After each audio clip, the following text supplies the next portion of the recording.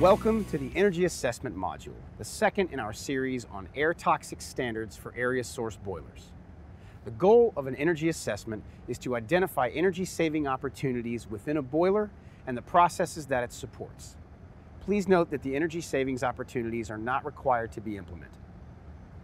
If you have an existing oil, biomass, or coal-fired unit with a heat input capacity of 10 million BTUs per hour or greater, you are subject to the one-time energy assessment rule requirement. New and limited use boilers are excluded, as are facilities that operate under an energy management program compatible with ISO 50001 where affected units are included. As a reminder, the compliance date for this requirement is March 21st, 2014. Your energy assessment must be performed by a qualified energy assessor. This person or company should have the background, experience, and expertise to evaluate energy savings opportunities for the types of boilers or energy use systems located at your facility. The energy assessor may be either a company employee or an outside specialist. For more complicated boiler or energy use systems or facilities with multiple boilers, a group such as a consulting firm or a company's engineering staff could perform the required assessment. To help you in selecting a qualified assessor, EPA has defined a list of skill sets and capabilities that the person conducting the assessment will need to possess. This list can be accessed through EPA's website at the address on your screen. So, where does one find a qualified energy assessor? We sat down with Dr. Herb Eckerlin from the Department of Mechanical and Aerospace Engineering of North Carolina State University and asked, what I would recommend that people ask the prospective assessor for a resume, education, and experience. That'd be the first thing I'd do. Secondly, I'd ask for a listing of the facilities that he or she has assessed, and also a list of contact people and contact numbers that you would have. And then thirdly, some sample reports. With that kind of information, I think you're able to make a reasonable judgment. And then, of course, talking to other folks is quite helpful. But that's what I would recommend. Once you have secured the services of an energy assessor, you might be asked to provide facility information in advance of their site visit. Typically, the information that I would ask for, and I would recommend that is to be filled out, is boiler operational information. In other words, the type of boiler, when it was built, the make, the capacity, be it a boiler horsepower or pounds of steam, fire tube or water tube, pressure, operating pressure, feed water temperature, perhaps heat recovery if there's an economizer involved or not, stack temperature, just general boiler operation. And this gives the person some preliminary information before he gets there. He knows what to expect. And it makes the whole situation much more effective. Also, as I've indicated in my forms, there are two forms I have. One is for the boilers and one is for the boiler house. In other words, the boiler house information would involve things like deaerators, condensate return tanks, heat recovery. That may not be covered on the boiler form. The energy assessor then schedules a meeting and walkthrough of the facility. The complete assessment could take anywhere from a few hours to a day, depending on the number of boilers and size of the facility. Here is what a typical energy assessment might look like. The 7 items that must be included as part of your assessment are identified. The assessor first reviews the completed information forms with the boiler plant superintendent to ensure accuracy. The information you've completed here indicates that the operating pressure is about 120 pounds. That is correct. Right. Feed water temperature is 233. Yes. From the deaerator.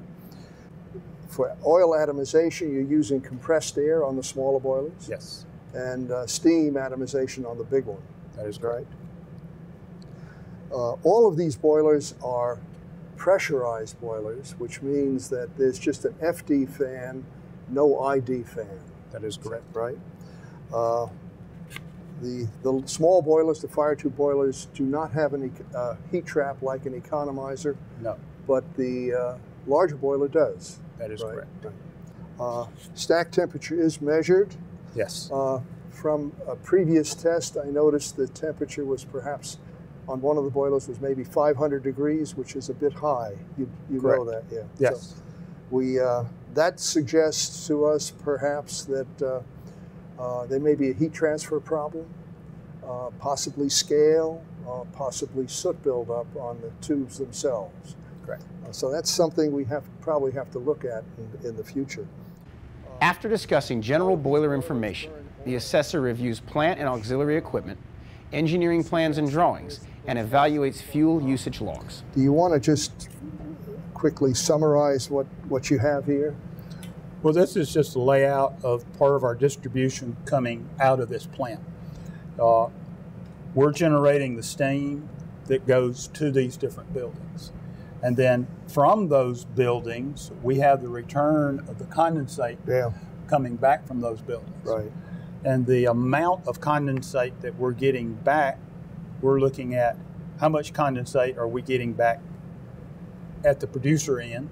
Mm-hmm. And if we're not getting the returns that we're looking for, we can start pulling down to the building to figure out which buildings are not returning it. So we can kind of zero in on where the opportunities are at. Right. Well, condensate is so important because if you lose half of your condensate, you're losing 6% efficiency of your boiler steam system. So that's critical. Also, I'm glad you're paying such attention to it because condensate represents not only water, but it represents a lot of heat. Coming back, if we go out to the plant later, we'll look at the condensate return tank and the surge tank, as you call it, and see what that temperature is. I believe it was perhaps 160. So you have 160 coming back, and that's probably almost 100 degrees higher than the makeup water coming in. Yes. So that's an energy savings. And then another thing that people often forget is that condensate is chemically laden water. So it's already been treated and it's going to save you in chemical cost. And finally, it reduces more condensate, reduces makeup water. So you save on the water bill, the energy bill, and the chemical bill all at once. Yes. So that's great. That's wonderful. Another thing that people are concerned about is the startup and shutdown procedures on your boilers. You know, thermal stresses are a big part of big problem with rapid startup. What is your, specifically your step-by-step process on startup and then shutdown as you shift from one boiler to the next? Our startup and shutdown is more specific to the equipment that's in those buildings. Right. This one has the Cleaver Brooks fire tube boilers in them. Right. So it's a single burner. We start a boiler at low fire and allow it to idle to allow that expansion to start going through there, allow it to build up the pressure within the vessel before it would create enough steam pressure to open the non-return. Okay. While we have another boiler online generating the steam, then we would slowly start increasing the firing rate on the boiler we're bringing on. The boiler that you would be taking off would respond by backing off. So we are starting to decrease the amount of fuel we're putting in one as we're increasing the other one and try to make the transition that way. So that kind of answers both questions at the same time. But it that makes the entire system more stable. We're not bringing something up quick. We're not thermal shocking it. We're not changing our water load going through the plant. We try to make it to where it's just a transition. Yeah, and that'll extend the life of the boilers too, because you're not stressing them so hard. And we're not stressing the refractory and the things like that for our passes in there. Right. Well, that's and I guess for these fire tube boilers, the startup period would be about 2 hours. Correct. Usually they'll warm up in about 2 hours to the point that we start making them take on the load. We also usually maintain one with a steam drum and the mud drum heater. Oh, okay. That's By good. doing that, we're helping maintain the chemistry within that piece of equipment. Right. And it gives us a running start trying to bring one on, because it's already at 50 pounds of pressure before we actually put the fire in. And so there's a good deal of heat Yes. in there already. You know as well as I do that stack loss is one of the big losses we have in operating a boiler, and something we have to be very cognizant of and sensitive to. And the two big variables there are stack temperature and O2, the oxygen level in the flue gas. Also, one thing that we haven't talked about is when you have an increase in stack temperature, there is the possibility that the baffle in the back end of the boiler could break out or have a hole in it, and then those flue gases go from the first pass to the fourth pass and skip the two intermediate ones. So if you have a sudden increase in stack temperature, it could be a baffle problem, which is something people have to be aware of. There's some opportunities there, I think, that we have to look at. And also, A visual inspection of the boiler and related equipment is then conducted. Paul, in a typical energy assessment, one of the first things we want to do is to evaluate the boiler house.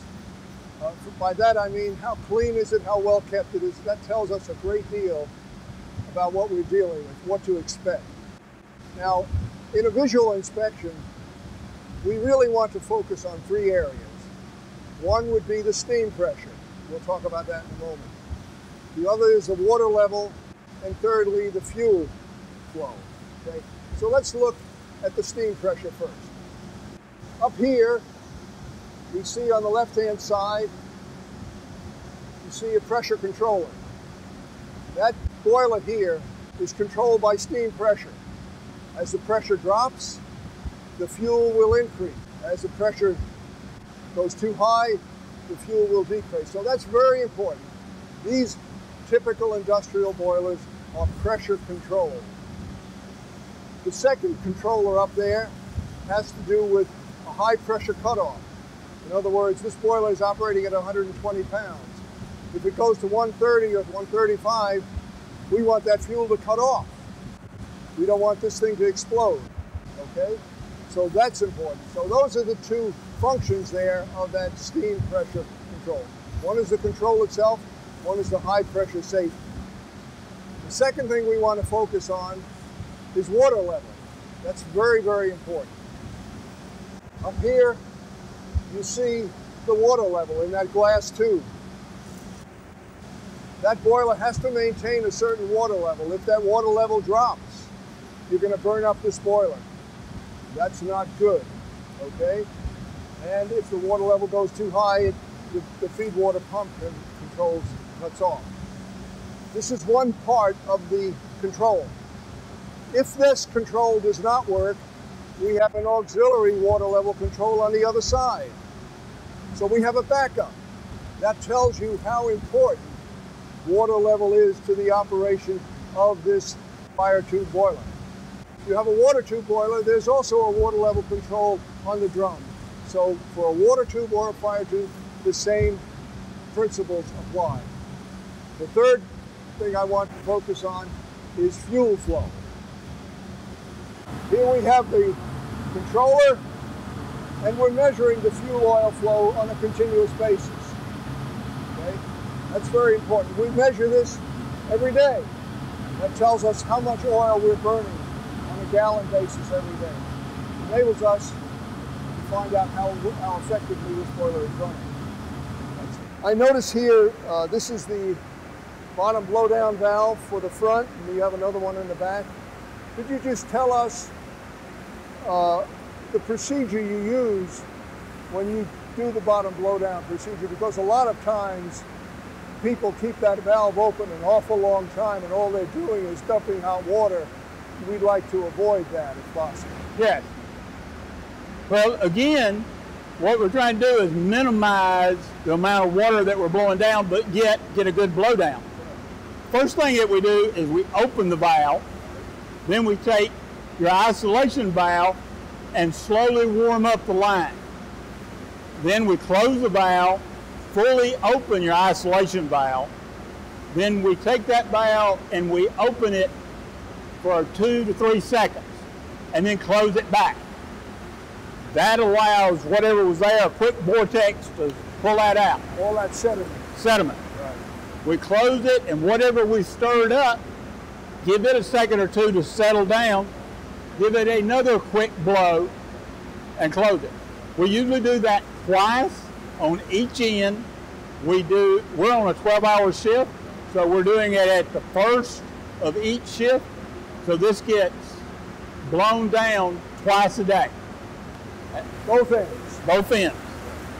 Okay, that's good. That's a good procedure. Could you review for us now the adjustment of the air and the fuel? I think you set up the air first, and you do this, I believe, at low, medium, and high fire. That is correct. Right. And you start at low fire? Yes. Okay. And we set the air first and then tune your fuel to the air. Right. At a particular load? At a particular load. Right. We have the ability to vent steam through a muffler, so we can take a boiler with no load on it, just idling, make that set point. We can adjust it up to 25%, tune there, then go on up to 50%, 75%, full load. Then we track it back down and go back through it again. So then we have the ability to be getting the curve set for our fuel from low, 25%, 50%, 75%, and adjust it all the way through the curve. Now you do that by adjusting the cam? We do that adjusting the cam. On the fuel? On the fuel. Right. Well, that's good. So here's the temperature gauge, and this is where, as they're making their rounds, they are able to record that. And they're also recording their steam load and everything as they're doing it. So we can capture that data. If there's a sudden change in it, we know that something's happened within the boiler. Or if we need to look at a temperature maybe normal for what that load is, we can start comparing that temperature at that load at a different time. That's very good. Would you like to look at the flame pattern? Yes, let's do that. Thank you.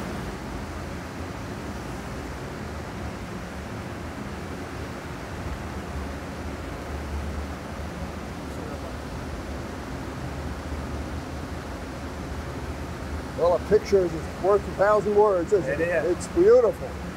Very well done. Well, Paul, I think we're here by the condensate tank, or the surge tank, as you call it. This is where the condensate comes back from all of the facilities. Right. That's sort of the liquid gold, because it's got energy, it's got chemicals in it, and it's water, which doesn't have to be made up. Right. What's the temperature of the condensate tank here now? It's around 150 to 160. 150 to 160. That is a combination of the condensate that is being returned, Right. plus that amount of salt water that we've added to it as makeup. So this is our average temperature of the condensate and the makeup. So actually then the condensate coming back is going to be higher than that. Correct. Right. Which is very good. Yeah. Also, I noticed here in this facility that you have the piping, which is color-coded. That is correct. You have the green, which is the condensate return. Right. The yellow there is the makeup water. Right. And then the steam, I guess that's for some heating here. Heating here, and then where we're taking it out to the distribution. But the color coding makes it much easier to trace down lines. Right. Otherwise, you just be seeing a lot of pipes up in the ceiling, and it's easy to get them crossed up. So the color coding is a great help. And it's something that you don't see. I don't see very often as we go around the country, so that's a real plus here. Very good. And then behind here you have the condensate tank pumps, Correct.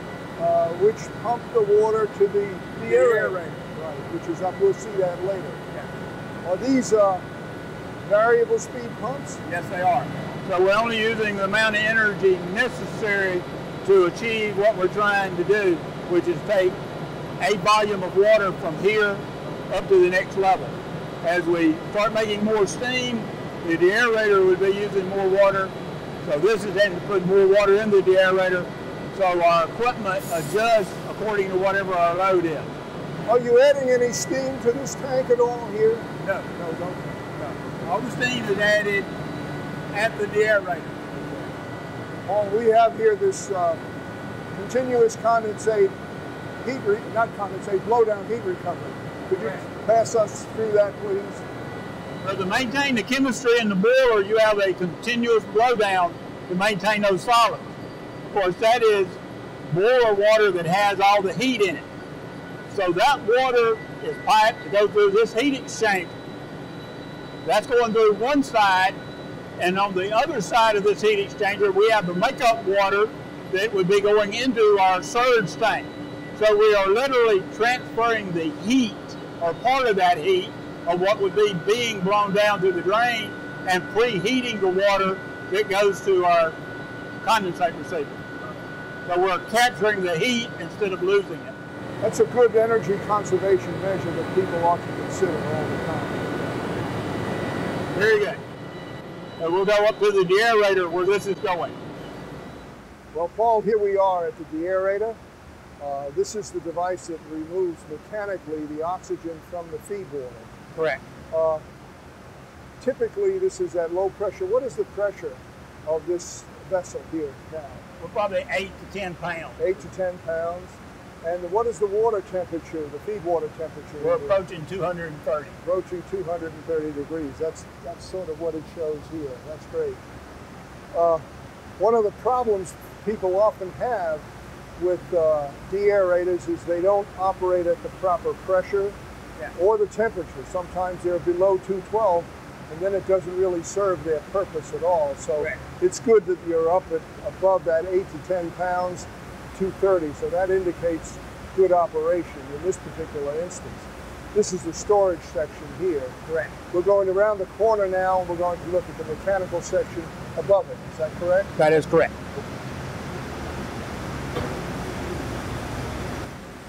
The way that we maintain the temperature is through a PRV valve, and that is feeding the mechanical section of the deaerator. As the load goes up, the water would increase going into it.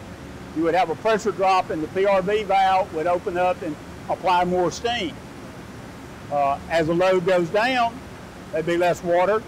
The PRV valve would close. So that way we maintain a constant pressure on the mechanical side of the deaerator, and the result is the storage tank water is at a constant level of around 230. From that storage tank, it then goes to our feed water pumps that are located in the basement. They're located there to where the head pressure going into the suction side of the pump is maintained to keep that hot water from flashing in the pump. And from there, we can boost the water pressure back up to where we can put it into our boiler. Right. Roughly a 230 is our water temperature. Water temperature entering the boiler. Well, that's a good description and an important part of boiler operation, the mechanical removal of oxygen from the feed water that avoids the use of chemicals. So that's so important. This is a system where you take bottom blow down, not continuous, bottom blow down, and you have to prepare it so it's acceptable to the city. So you have to cool it. And this is the cold water coming in. Could you explain then for the folks what's happening here? Well, the first step is to minimize how much bottom blowdown you have. So by minimizing that and having it where it's in shorter part, that reduces how much water we're sending down the drain. That goes back to the 3 seconds you were talking about. Correct. And it's also less water we're having to make up for what we're blowing down. So that water comes into this accumulator tank, and as it passes through, the automatic valves will open to cool that water down for what we're entering into their sewer system. So the first step is to minimize how much blowdown we have, and then to minimize how much cooling water we're using to reach the set point. So it's one of those deals where it kind of dominoes up and dominoes down.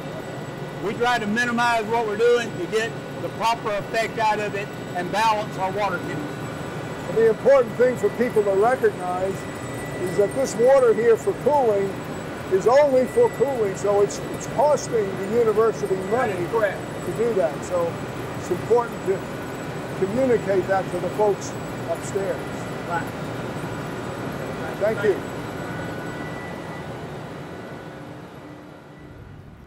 During the plant walkthrough, the assessor identifies a number of potential measures that might improve energy efficiency of the facility. He then summarizes findings for the plant supervisor. Well, Paul, thank you so much for a very interesting tour, a very comprehensive tour. I just want to summarize my comments with a few recommendations. Perhaps the first one would be in the area of stack temperature, flue gas temperature, leaving the last point of heat recovery. That probably can be reduced. Some of the things that you may want to look at would be soot on the flue gas side or scale on the water side.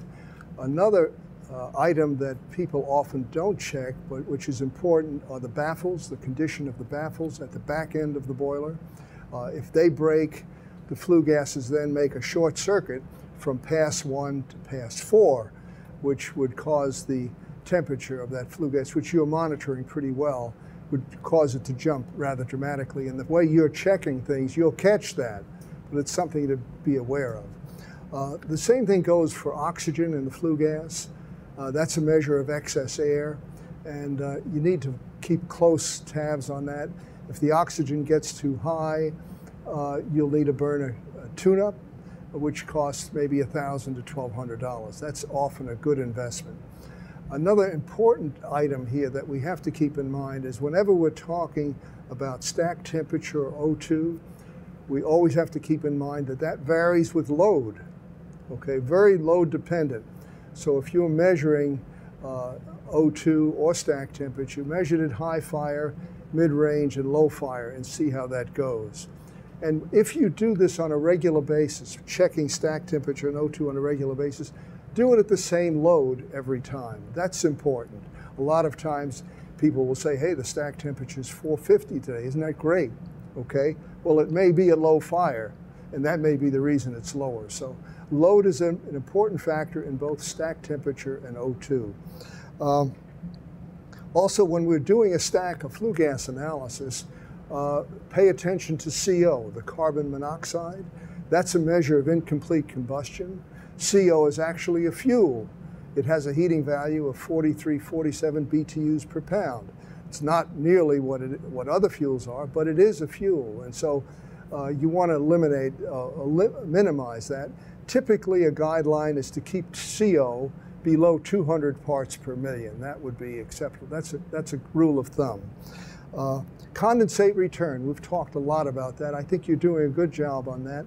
As I mentioned earlier, if you lose 50% of your condensate, that's representing a 6% energy loss, okay? In addition to that, you have chemical and water losses too. So that's an important variable in your overall operation. Bottom blowdown, you seem to have that under control on 3-second cycles. Just keep up the good work in that area. One area that I think you probably are aware of is that blowdown cooler down there in the corner in the basement. You'd like to minimize using city water to cool hot blowdown, so that's an area for improvement perhaps. Steam trap maintenance by the other staff, not necessarily your operation or your responsibility, but steam trap maintenance is so important, particularly in a large facility like this where we have traps throughout the steam distribution line and in the buildings themselves. So that's important. Cold end corrosion is another thing to pay attention to, particularly when you're firing heavy oil. That may become more of a problem later when boiler number 4 begins to play a larger role here, and cold end corrosion. But you're doing something about that by raising the feed water temperature to the economizer, so that's positive. But just be sensitive to cold end corrosion because of the importance and the effect that has, particularly on economizers. I go around the country and I see a lot of economizers, and most of them are out of service simply because of cold end corrosion. So you want to avoid that. But overall, I think you've done a nice job here, and I really appreciate the tour that you've given us, and I think there's room for improvement, but that's true in every facility. I want to thank you again. Appreciate it very much. And when will I be having your report? Oh, that's an important question. In 2 weeks. Okay. You can hold me to it. Okay. Thank you. Yes, sir. Thank you. Once you have received your energy assessment, you will need to notify EPA. Initial notification of compliance status is due by July 19th, 2014. Be sure to keep your assessment with your records. You can learn more under the Reporting and Record Keeping module in this series. Assessing your energy management practices and program can help you identify operational and organizational strategies necessary to support and maintain boiler efficiency. EPA, through its Energy Star program, can help you build into your energy program critical practices that will keep your boilers operating efficiently. EPA's Energy Star website provides valuable resources to help. Department of Energy, through its Advanced Manufacturing Office, can help you understand the energy assessment process and assist you in obtaining an assessment. DOE's Energy Assessment webpage provides helpful information and resources.